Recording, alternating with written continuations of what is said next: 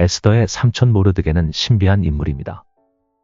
에스더 2장 5절에 모르드게의 족보가 나옵니다.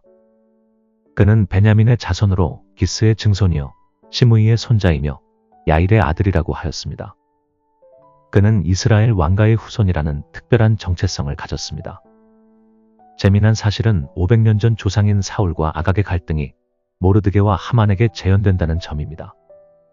그러므로 사울 집안과 아말렉의 오래된 적대 관계를 보여주기 위한 문학적 장치로 2장 5절을 해석하는 학자들도 있습니다.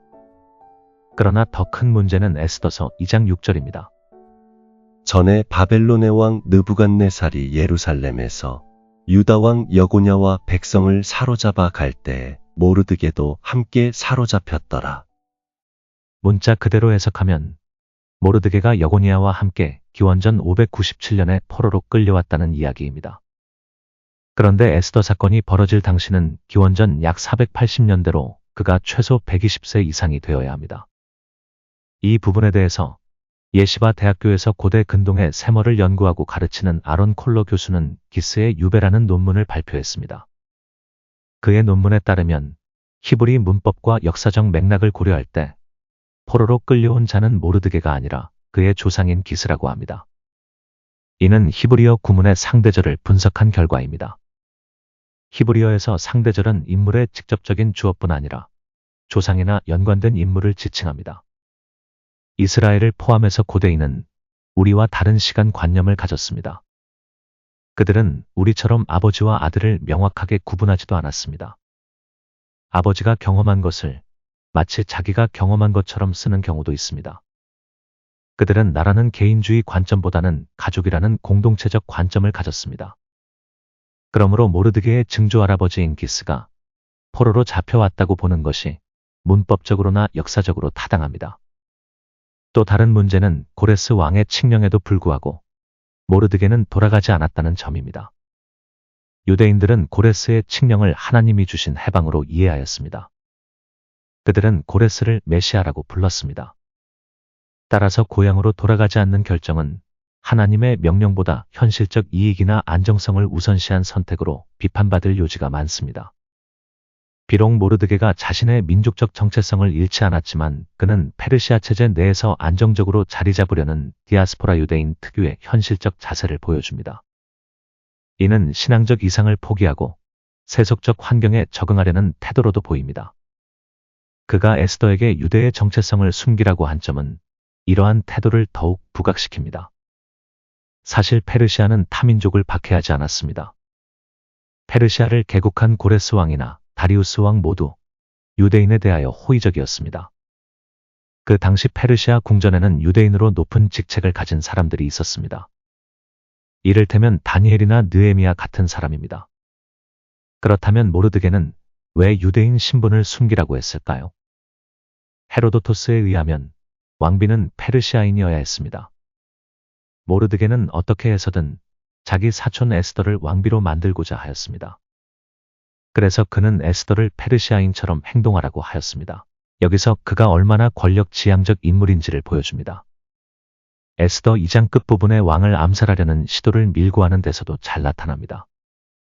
그는 변덕스럽고 주색잡기에 여념이 없는 악한 왕에게 충성하면서도 자기 상관인 하만은 무시하는 태도를 보였습니다. 그러므로 단순히 현실에 적응하려는 태도로 보기에도 애매한 점이 많습니다. 모르드게는 도대체 어떤 사람일까요? 그는 단순한 사람이 아닙니다. 그는 이해하기 힘들 정도로 매우 복잡한 사람입니다. 그가 왕궁의 관리로서 왕비를 뽑는 과정을 잘 알았습니다. 왕비 뽑는 과정을 오늘날 미인대회처럼 생각하면 안 됩니다. 미인대회는 자발적으로 참여하고 떨어지면 자기 집으로 돌아갑니다. 그러나 아하수에로가 뽑은 처녀들은 왕과 하룻밤을 잔 후에 일생 후궁에 갇혀 살아야 합니다. 요세푸스에 의하면 아하수에로가 뽑은 왕비 후보는 400명이었습니다. 그들은 왕을 만나기 전 1년 동안 준비 과정을 거치는데 6달 동안은 모략 기름을 쓰고 6달 동안은 향품으로 화장하였습니다. 그들이 왕비가 되기 위하여 서로 시기하고 갈등하고 경쟁하는 모습을 쉽게 상상할 수 있습니다. 매일같이 한 명씩 아하수에로와 잠을 잤으니 왕비 뽑는 과정이 무려 1년이 넘게 걸렸습니다. 400대 1의 경쟁을 뚫고 왕비가 되기 위하여 유대인의 정체성을 숨겼고, 왕비가 되지 못하면 평생 후궁에서 살아야 하는데 그 지옥 같은 곳에 사촌 에스더를 집어넣었다는 사실은 이해하기 어렵습니다. 에스더는 유대인이기에 왕비될 자격이 없어서 후궁에 들어갈 이유가 전혀 없었습니다. 모르드게는 왕실의 관리이기에 경제적으로 어려운 처지도 아니었습니다.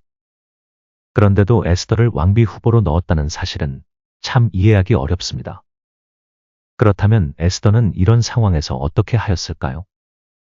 에스더는 모든 보는 자에게 사랑을 받았다고 성경은 기록하였습니다. 한글 성경은 수동태로 번역했지만 히브리어는 능동태입니다. 즉 에스더는 모든 사람에게 사랑받기 위하여 적극적으로 행동했습니다. 궁에 들어간 에스더는 최선을 다하여 아하수에로의 마음에 들려고 노력했습니다. 페르시아의 종교는 조로아스터교로서 불신 세상입니다. 아하수에로는 모든 사람이 알 정도로 호색하니고 변덕이 죽을 듯하는 사람입니다. 이런 사회에서 모르드게와 에스더를 어떻게 보아야 할까요? 1930년대 후반 화란 개혁교회는 설교왕 논쟁을 했습니다. 성경에 나오는 인물을 우리가 따라야 할 위인이나 모범적인 인물로 해석할 것인가? 아니면 사람보다는 하나님의 구속 역사를 따라 해석할 것인가입니다. 성경에 나오는 사람이라 할지라도 그들도 인간이고 죄인입니다. 따라서 그들은 여러 가지 허물과 잘못이 있으며 인간의 연약한 모습을 적나라하게 보여줍니다. 구속 역사는 하나님께서 죄인된 인간들 속에서 역사하여 구원을 이루어 가시는 이야기입니다. 따라서 강조점이 사람이 아니라 하나님에게 있어야 한다는 주장입니다. 유명한 칼빈주의 신학자인 헤르만 바빙크는 구속사적 설교와 모범적 설교의 중재가 가능하다고 생각했습니다. 그는 성경 인물을 무작정 의로운 모범으로 여기며 누구누구처럼 행동하면 복받고 누구처럼 행하면 저주받는다는 식으로 가르치지 말라고 하였습니다. 그러나 성경은 하나님의 행동뿐만 아니라 사람의 반응까지도 기록하였습니다.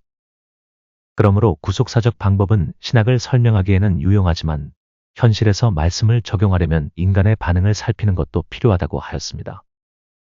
성경 인물을 어떻게 설교할 것인가로 싸우다 결국 화란 교회는 둘로 갈라졌습니다. 현재 한국 교회도 이 문제로 내부적인 갈등이 있습니다.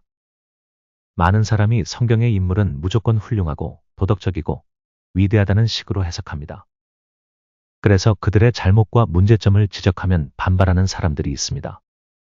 저는 헤르만 바빙크의 의견이 옳다고 생각합니다. 인간의 다양성, 연약함, 복잡한 성격과 사회적 환경 등 여러 가지 요인 속에서 하나님은 매우 역동적으로 그들과 관계를 맺으시고 그들 속에서 역사하십니다. 에스더서는 바로 이러한 점을 아주 분명하게 보여줍니다. 우리는 에스더처럼 불신 세상에 살고 있습니다. 우리는 에스더처럼 하나님의 임재를 경험하지 못하는 답답함 속에 있을 때가 많습니다. 우리는 내일에 어떤 일이 벌어질지 모르는 불안한 상황에서 하루하루를 살아가고 있습니다. 그러므로 에스더와 모르드게 이야기는 신앙과 현실 사이의 긴장을 느끼는 현대인들에게 중요한 교훈을 제공합니다.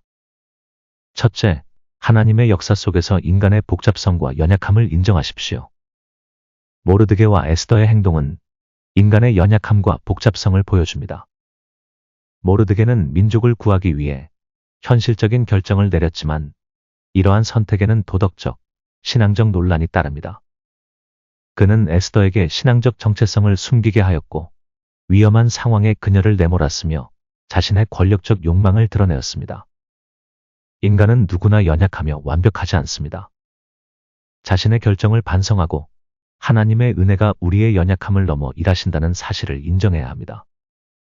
우리는 다른 사람의 행동과 선택을 비판하기 전에 그들의 복잡한 상황과 내면적 갈등을 이해하려고 노력해야 합니다. 둘째, 불신 세상 속에서 신앙적 정체성을 지키십시오. 모르드게와 에스더는 이방 사회의 압력 속에서 유대인의 정체성을 숨겼습니다.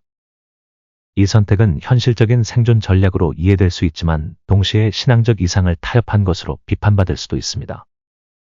그러나 결과적으로 하나님은 이들의 약점과 상황을 통해 당신의 계획을 이루셨습니다. 세속적인 환경 속에서도 신앙적 정체성을 유지하며 살아가야 합니다. 필요할 때는 현실적인 전략을 취하더라도 자신의 정체성을 부끄러워하지 않고 하나님의 이름을 높이는 삶을 살아야 합니다. 셋째, 불확실한 상황에서도 하나님의 섭리를 신뢰하십시오.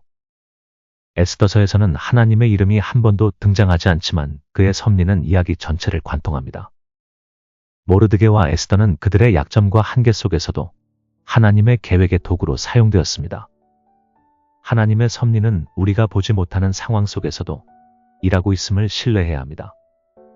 불확실성과 두려움 속에서도 최선을 다하고 결과는 하나님의 손에 맡기는 믿음이 필요합니다. 에스더서가 우리에게 주는 교훈은 단순히 훌륭한 인물을 본받아야 한다는 교훈이 아닙니다. 인간의 복잡성과 연약함 속에서 하나님이 일하시는 방식을 이해하고 불신 세상 속에서도 신앙적 정체성을 지키며 하나님의 섭리를 신뢰하는 태도를 배우는 것이 에스더서의 참된 메시지입니다. 복음 전파를 위하여 힘쓰는 로고스 커뮤니티를 구독해 주시고 후원해 주시면 감사하겠습니다. 감사합니다.